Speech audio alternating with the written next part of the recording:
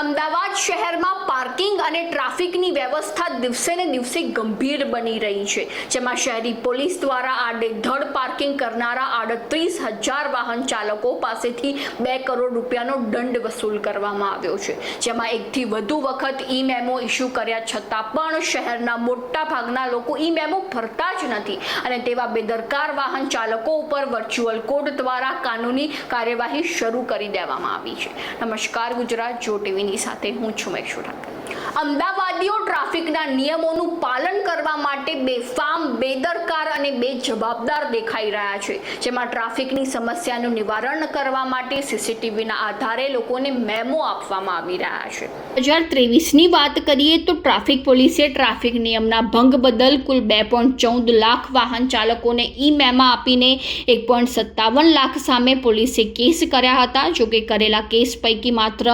9,420 લોકોએ જ દંડ ભર્યો હતો અને બાકીના 1.47 લાખ લોકોએ મેમો અવગણ્યો છે, જેમાં કુલ 15 કરોડની રકમના મેમો સામે માત્ર 2.34 કરોડનો જ દંડ વસૂલાયો છે, જેમાં નોટિસ મોકલવા છતાં માત્ર 9,420 લોકોએ દંડ ભર્યો છે અને બાકીના 1.47 લાખ લોકોએ મેમો ભર્યા જ નથી। હવે તેમની સામે સમન્સ જારી કરાઈ રહ્યા છે અને ટ્રાફિક પોલીસે કુલ રૂપિયા 15.41 કરોડના મેમા લોકોને ફટકારવા છતાંય તેની સામે માત્ર રૂપિયા 2.34 કરોડનો દંડ વસૂલાયો છે। જણાવી દઈએ કે અમદાવાદમાં ટ્રાફિકના નિયમના ભંગ બદલ ઈ મેમો જનરેટ કરવામાં આવે છે, જોકે વાહન ચાલકો ઈ મેમો ભરતા ન હોવાનું સામે આવ્યું છે, જેમાં ઈ મેમો ઇસ્યુ થયા પછીના 60થી 90 દિવસ સુધીમાં જો ઈ મેમો ન ભરાય તો વર્ચ્યુઅલ કોર્ટમાં તે મેટર જાય છે અને ત્યારબાદ કોર્ટ તરફથી જે આદેશ આપવામાં આવે છે તે પ્રમાણે કાર્યવાહી કરવામાં આવે છે અને હવે કોર્ટે બાકી વસૂલાત માટે તમામને નોટિસ મોકલીને